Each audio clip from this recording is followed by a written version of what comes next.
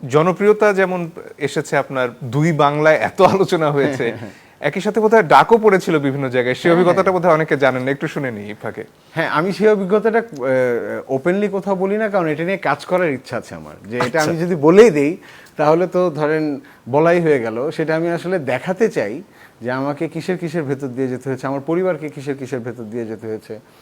এবং এবং সেটাও হচ্ছে কিরকম যে ধরেন আপনার, আমি মহানগর করে ফেললাম, প্রথমটার কথা বলছি, প্রথমটা করে ফেললাম, প্রচুর মানুষজন পছন্দ করছে। ইনিশিয়াল যে ভয়টা ছিল যে আচ্ছা বোধহয় কিছু হবে না, বিকজ এত মানুষ পছন্দ করে ফেলেছে, এখনও ডাক টাক আসে নাই।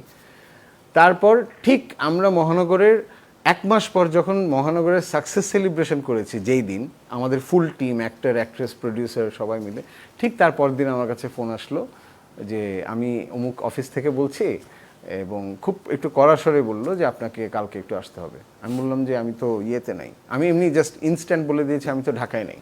আমি ঢাকায় ছিলাম, কিন্তু আমি বললাম যে ঢাকায় নেই, যেটা ইমিডিয়েট মাথায় আসে যে আমি তো ঢাকায় নেই, আমি পরে আসবো এরকম। তখন আমাকে বললো যে না আপনি তো ঢাকায়, আমরা তো জানি আপনি ঢাকায় আছেন, এটা তো দেখাচ্ছে আপনার ঢাকায় আছেন। আমি তখন বললাম যে আচ্ছা, তো কখন আসবো কালকে? তখন বললো যে কালকে কখন আসবো। আমি এটা কেন জিজ্ঞেস করলাম কখন আসবো, বললো যে ইয়ে করবেন, কখন আসবো মানে? আমি বললাম যে আমার ঘুম থেকে উঠতে একটু দেরি হয়, আমার 12টা বাজে, তো আমি কি পরে আসলে হবে কি না। তো উনি ফোন রেখে দিলেন, যিনি করেছিলেন। আমাকে আরেকজন ফোন দিয়ে, এটা একদম প্রথমটার কথা বলছি 2021 সালে, আরেকজন ফোন দিয়ে এরপর স্ট্রেট আমাকে ঝাড়ি যে আপনি কত বড় সাহস, আপনি কি বলছেন, 10টার সময় আসবেন, মানে 10টায় আসবেন। তো আমি বললাম আচ্ছা ঠিক আছে। এই প্রথম একটা আসলো, এরপর আমি গেলাম, এরপর আমাকে বিভিন্ন রকমের রাউন্ড আপ, বসিয়ে রাখা, যাওয়া, বাসায় আসা।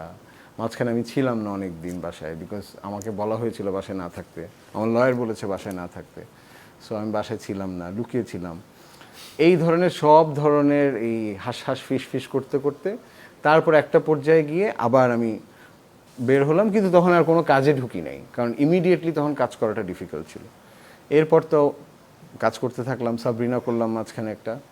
তারপর যেহেতু জনগণের চাহিদা হচ্ছে মহানগর 2, মহানগর 2, এবং এবার আমি বুঝতে পেরেছিলাম যে এবার আর আগের মতো এত স্মুথ রাইড পাবো না, যে 1 মাস পরে আসবে সেটা না, এবার ইমিডিয়েটলি আসবে হয়তো, বিকজ এখন তো সবাই জেনে গেছে অলরেডি। সো মহানগর 2 আসার পরেও একদম সেম অবস্থা ছিল যে মহানগর 2 আসবে।